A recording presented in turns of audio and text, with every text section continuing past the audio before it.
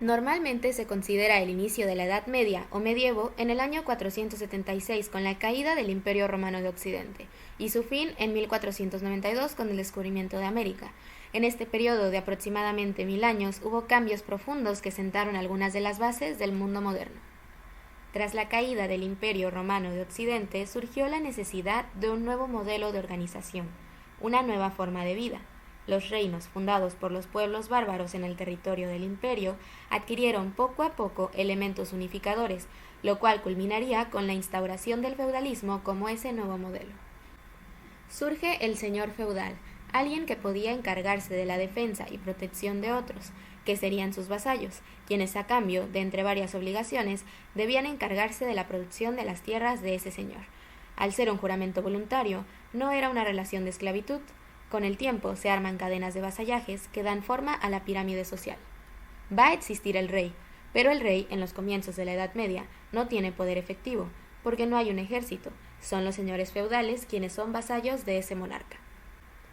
La organización medieval es funcional, no económica.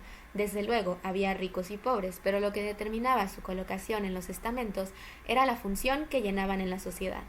Había 3 estamentos: los velatores, la nobleza, con función guerrera; oratores, la clerecía, con función religiosa; y laboratores, o el pueblo llano, con función productiva. Los 3 niveles se relacionaban entre sí por medio del pacto vasallático. Estos estamentos van a tener varias refuncionalizaciones, pues la Edad Media fue un periodo bastante largo. La nobleza incluía desde personas muy relacionadas con el monarca, como condes, duques y marqueses, hasta caballeros, hidalgos y escuderos. La función guerrera de la nobleza gradualmente fue disminuyendo, al no ser tan necesaria como antes. Así se fue reconstituyendo una nobleza administradora. Fue entonces que el espacio de vida de los nobles transicionó al establecimiento de la corte. El noble tenía una vida en torno al castillo. En la clerecía encontramos desde los grandes obispos hasta un simple párroco. Además del clero, la conformaban individuos instruidos, y no necesariamente sacerdotes, quienes vivían en torno al monasterio. El pueblo llano era el estamento de mayor extensión. No solamente incluía campesinos, también artesanos, con quienes surgen los gremios para controlar la transmisión de los oficios, y cuando se deja atrás el modelo de autoabastecimiento, es necesaria la monetización de la economía, por lo que surgen 2 figuras, los mercaderes y prestamistas. Se le atribuye la frase Edad Oscura al académico italiano Petrarca, habiendo descrito su propia época como oscura, pues vio una disminución en la calidad de la literatura latina desde la época de los antiguos griegos y romanos.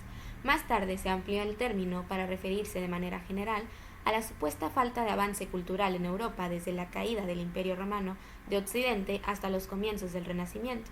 Y él no fue el único, pues posteriormente, ilustrados como Voltaire, Rousseau, Gibbon, incluido el brillante Bertrand Russell en el siglo XX, harían eco de esta idea. Al considerarse la antigua Grecia y Roma como la cumbre de los logros humanos, se desestimó la época que siguió, como caótica, en la que no surgieron grandes líderes o logros científicos y no se produjo ningún arte, como una mera transición para dar paso a la Edad Moderna.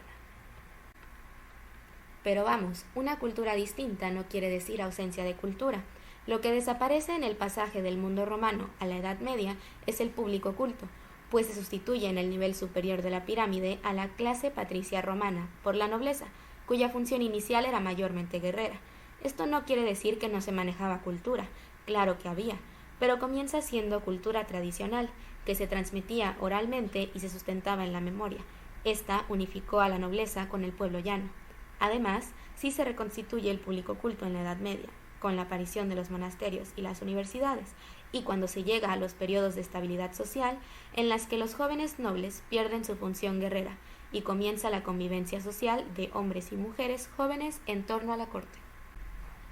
La Edad Media no fue oscura, en realidad su avance tecnológico permitió un notable crecimiento de la productividad.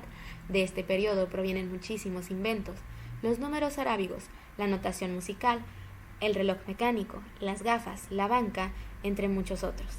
La mayoría de los escritores ilustrados también dieron la espalda al progreso en cuanto a la música, la arquitectura, la pintura, la literatura, que vaya que tuvieron diversidad de expresiones como veremos más adelante.